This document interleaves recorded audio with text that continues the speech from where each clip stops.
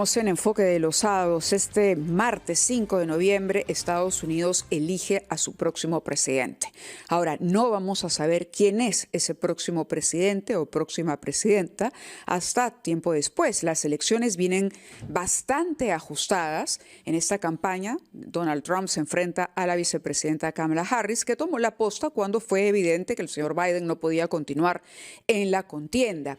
¿El voto latino será un factor decisivo ahora que ya no hablamos de un solo voto latino, sino de varios votos latinos, como nos explicaba el periodista Daniel Alarcón la última semana? Nuestros invitados, Hugo de Sela, ex embajador del Perú en los Estados Unidos, y Francisco Belaúnde, internacionalista, están con nosotros para tratar de vislumbrar, digamos, o de entender mejor la importancia de estos comicios y la complejidad al mismo tiempo de los mismos. Muchas gracias, bienvenidos al programa.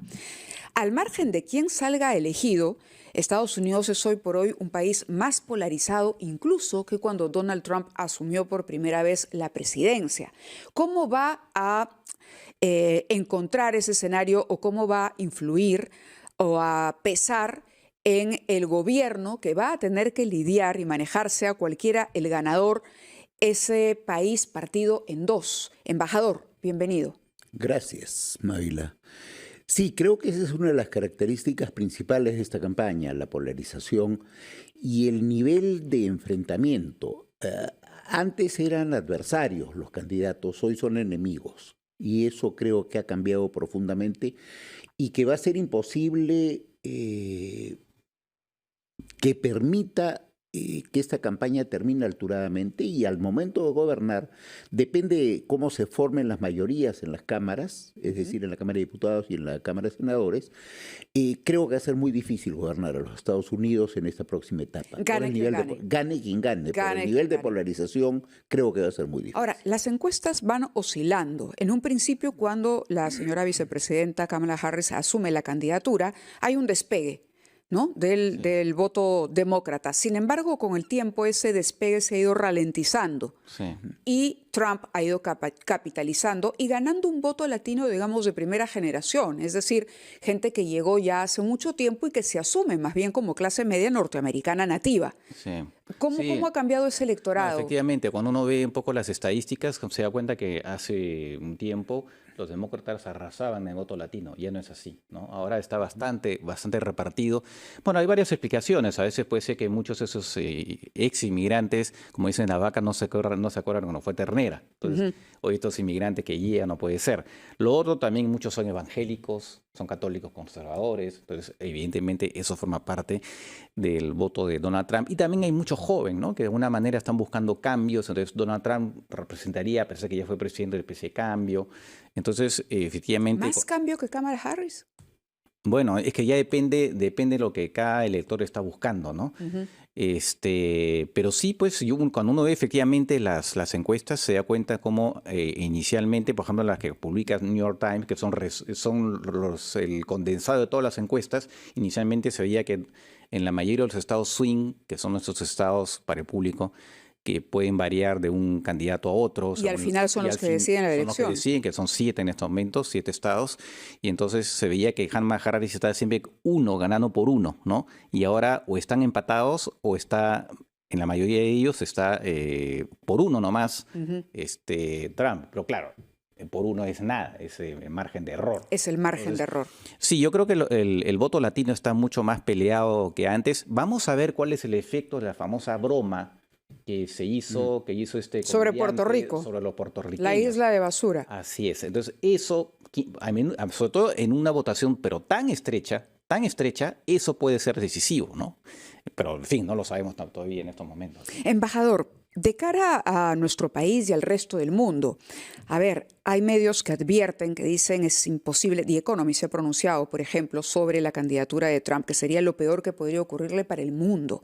¿Qué impacto puede tener esta elección, digamos, en la situación en la que estamos enfrentando dos guerras en el momento y además para nuestro país directamente, por ejemplo, para nuestras relaciones con los Estados Unidos? ¿O no cambiarán, digamos, gane uno u otro candidato? Mire, Mávila, para ser franco, una cosa que a mí me da un poco de pena es que en toda la campaña América Latina no ha existido, menos el Perú.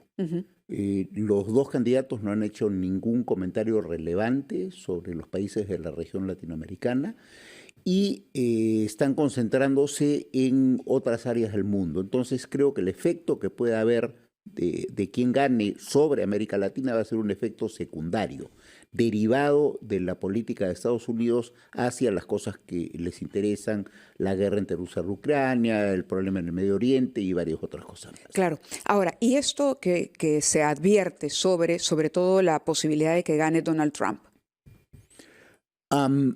Bueno, es que es difícil decir quién va a ganar, como bien decía. No, pero lo pongo en ese escenario, lo quisiera llevar a ese escenario. Por ejemplo, el impacto que va a tener una política con Trump en la Casa Blanca para el desarrollo de las guerras, el apoyo de Estados Unidos a Israel, es decir... Sí, bueno, ahí va a haber probablemente una posición bastante más dura que la que tiene Biden, no tengo duda de eso. Trump es un hombre de blanco y negro, no es un hombre como Biden que a veces trata de conciliar. Así que creo que ahí va a haber un endurecimiento de la política norteamericana claramente percibido. ¿Y cuánto se puede cumplir en la práctica de lo que ha dicho Trump sobre, por ejemplo, vamos a votarlos a todos, vamos a sacarlos de nuestro territorio? Eso puede ser un discurso para campaña, pero en la realidad, ¿al final se puede concretar? A ver, según lo que El muro lee... lo comenzó a levantar. ¿Perdón? El muro, cuando prometió durante la primera campaña, claro. el muro comenzó... Y comenzó a construir. Yo creo que es alguien que finalmente, además Donald Trump ahora está rodeado de gente mucho más radical de la que estaba rodeado al inicio. Recordemos que al inicio de su presidencia anterior se hablaba de los adultos en la sala. Sí. Eran gente experimentada, razonable, que de alguna manera aguantaban un poco lo que hacía Donald Trump. Ahora esta gente aparentemente ya no está con él y no va a estar con él. Entonces va a haber gente mucho más politizada, mucho más radical. Entonces lo que se va a producir aparentemente en Estados Unidos va a ser una pérdida de institucionalidad en Estados Unidos, incluido probablemente en el Departamento de Estado, que es el Ministerio de Relaciones Exteriores de Estados Unidos. Entonces ahí finalmente creo que para América Latina y para el mundo es un poco... va a haber un tema de imprevisibilidad de la política norteamericana, porque no vamos a saber exactamente, como todo esto va a estar un poco, va a depender mucho del humor del día de Donald Trump y de su entorno íntimo y de sus, hay mucho conspiracionismo, incluido por supuesto en Elon Musk, ¿no? Que va a estar trabajando con él. Entonces va a haber una especie de, no se va a saber exactamente cuál va a ser la política norteamericana, porque ese señor puede levantarse un día de un humor tal, ¿no? Y va a decir determinadas cosas. Y eso, como digo, lo que va a pasar, porque ya se está viendo, es que probablemente vayan a sacar a mucha gente que forma parte del deep state, que le llaman, que es la burocracia permanente, que son la gente experimentada, para poner, no voy a decir loquitos, pero gente bastante radical. Entonces, esto te va a generar, en general, una especie de ambiente donde finalmente no sabes si lo que está diciendo hoy día será válido mañana o lo que está haciendo ahora lo ha pensado bien, cuáles son las consecuencias.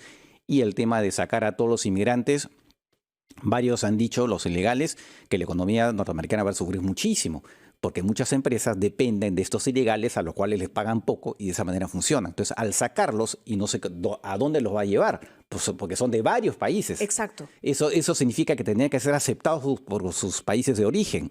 ¿Hasta qué punto esto será posible? Claro, es algo parecido cuando aquí se acusa de la causa de la inseguridad al flujo de inmigrantes que han llegado al Perú, a la cantidad de venezolanos, y la presidenta dice, bueno, a todos los que no puedan entregarme un contrato de trabajo, demostrar que tienen un contrato de alquiler, pues los vamos a expulsar del territorio. Eso en la práctica es, primero, difícil, porque el país de origen tendría que aceptar, estar de acuerdo con recibirlos. Y lo otro por el impacto económico. Embajador, ¿qué impacto tiene en la economía de los Estados Unidos, si es que cabe, la población que ha inmigrado, incluso la población que está en una situación migratoria que no es la más formal? Bueno, creo que el de la migración es hoy en día una de las principales preocupaciones que existen en Estados Unidos, porque eso contribuye a la ilegalidad del trabajo en ese país. Y esto sí ha sido un tema fundamental de campaña. Entonces creo que hay dos enfoques totalmente distintos en ese caso. El enfoque de Trump, si es que cumple con lo que dijo, va a ser de expulsar a migrantes, y eso nos va a causar problemas a varios países de la región. Y la política de Harris probablemente sea un poquito más permisiva en ese sentido. Lo que quiero decir es que buscará la manera de arreglar la situación de algunos de los migrantes. Pero sin duda ese va a ser un problema que va a tener que confrontar el nuevo gobierno apenas inicie. Ahora, el escenario, ya pensando en qué va a pasar, como poniéndonos o tratando de colocarnos en la situación de un norteamericano, es gane cualquiera de los dos, igual va a ser un país enfrentado permanentemente. No Sí, solamente claro. partido en dos, sino dependiendo, como señalabas, del humor y de las decisiones que vaya tomando en la eventualidad de que gane Trump, eso va a tener un impacto social. No, sin duda. O sea, al margen Además, de la desinstitucionalización que has advertido, Francisco, también el ciudadano norteamericano va a vivir en una confrontación permanente y parece que esto es un eco de un fenómeno mundial, de la sí. polarización a nivel global. No, Así claro, es. la polarización es mundial, ¿no? En Estados Unidos además es particular porque uno de los actores principales, que es Donald Trump, es bastante polarizador, ¿no? Entonces, es más, después ya sabemos que en caso que las elecciones las pierda, ya está preparando toda una batería de acciones para cuestionar Claro, el resultado. O sea, claro. digamos, el tema, si pierde Donald Trump, el enfrentamiento se va a dar prácticamente al día siguiente de las elecciones, ¿no? Entonces va a ser una cosa terrible que va, por supuesto, a generar muchas tensiones en Estados Unidos y una vez que se dé el gobierno, pues habrá que ver hasta qué punto, hasta dónde llegan sus políticas y su discurso, a medida que se vaya transformando en acciones, porque aparentemente esta vez sí está decidido a llevar a cabo, ¿no?, estas acciones. Además, él ha amenazado a sus adversarios, a los que llama enemigos, de enviarles el ejército, la CIA, en fin, todas las instituciones. Y entonces sí, eso es un tema que a veces uno dice, como decía el New York Times, ¿no? A veces uno puede no creer lo que hacen esta gente, pero al final pueden terminar haciendo lo que están prometiendo. Entonces ahí es terrible, ¿no? Entonces sí, yo creo que va a ser un tema muy, muy complicado, sobre todo si gana Donald Trump. En el caso de Harris, bueno, es una política más tradicional, ¿no? Más tradicional, que se ve con asesores, en fin, con la gente competente, más allá de que se esté o no de acuerdo con sus políticas, pero por lo menos algo un poco Más predecible. Exactamente, más predecible. Lo otro va a ser un albur, ¿no? En buena parte, ¿hacia dónde va a disparar? ¿Y cuál debería ser la reacción de nuestro país, cualquiera de los casos, o alguna estrategia desde la Cancillería, digamos, para manejar el tema de las relaciones de la mejor manera posible, embajador? Bueno, en términos generales, nuestra relación con Estados Unidos no depende de cuál gobierno esté ahí. En consecuencia, mi impresión es que con las adecuaciones indispensables que habrá que hacer en su momento, seguiremos teniendo una relación profunda con Estados Unidos. Tenemos muchos ámbitos en los cuales coincidimos. El Tratado de Libre Comercio. El Tratado de Libre Comercio, digamos, no le hace cosquillas a Estados Unidos como sí podrían otras economías frente a las que se ha declarado también el contrario.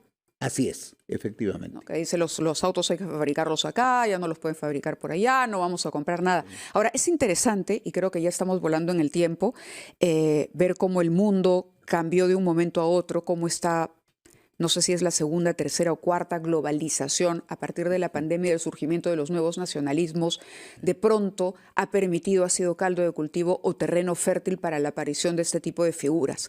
Porque Donald Trump es el personaje en Norteamérica, pero también podríamos mencionar a varios otros que han seguido con esta tendencia, pero de pronto ya es una etapa en la historia y habrá que esperar a que las aguas vuelvan a su cauce para que recapacitemos y entendamos que siempre la democracia es el mejor sistema de gobierno y la tolerancia sobre todo con el que opina distinto. Gracias a ambos por estar aquí esta mañana en Enfoque de los Sábados. Son ya las 10.